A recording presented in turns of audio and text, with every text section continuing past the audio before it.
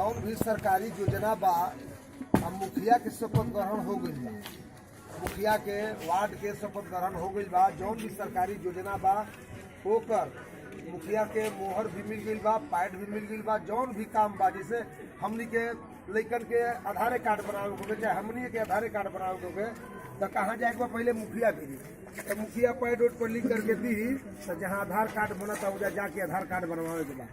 आगे और बात बा कि जरा खाता नहीं के भाई, पहले तो एकदम खाता खोलल बहुत जरूरी बा।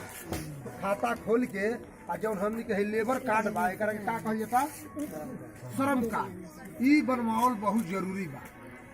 ऐसे कि कब सरकार हमरा तहरा प्रति का सोची एकरा खातिर न तू जानता ना हम जानता है, लेकिन लेबर कार्ड ऐसे बनता कि कभी दुख सुख में एगो तो और बात बा कि ओकरा में 2 लाख के बीमा कराता। अगर औरत करावतिया तो 2 लाख के बीमा औरत के होता, और मर्द करावता तो 2 लाख के बीमा मर्द के होता।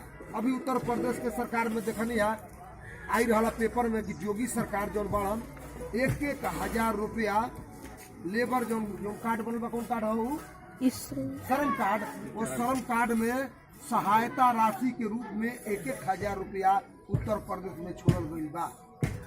ऐसे हथजोरी बा बाबू तहरा लोग से एकरा पर जोर शोर से अगर केहू ना बनौले होके तो कोनो जरूरी नहीं है। तहार लोग भी कहा चीज के अपना भी माला में घूमे के बा, अपना भी परिवार में पाए के बा कि श्रम कार्ड सब लोग एकरा के बनवा ले।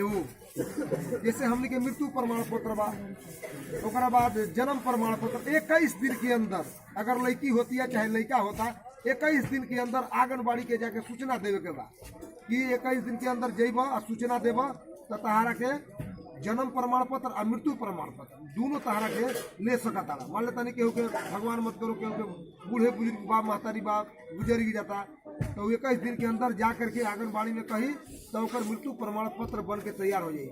आ जो मुजा से बक्सर से जो कागज मिलता तो ओकरा के मुझे कटवावे के पड़ेगा। आधार लेके मुझा जहाँ दाह संस्कार होता मुझे आधार लेके गई बहुत जरूरी बा। मुझे आधार के हिसाब से ना गाँव में चढ़ावा ओकरा हिसाब से लेबा तो मृत्यु प्रमाण पत्र बनी। जौन भी बैंक में रुपया पैसा होई तो ओकरा के मिल सकता, जौन भी सरकार के सहायता राशि भी होई उहो मिल सकता।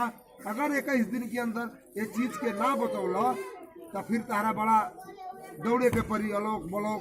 ऐसे जौन बा जब तारा घर ही कुछ सुविधा बा तो एक खातिर तारा लोग तैयार हो जाए।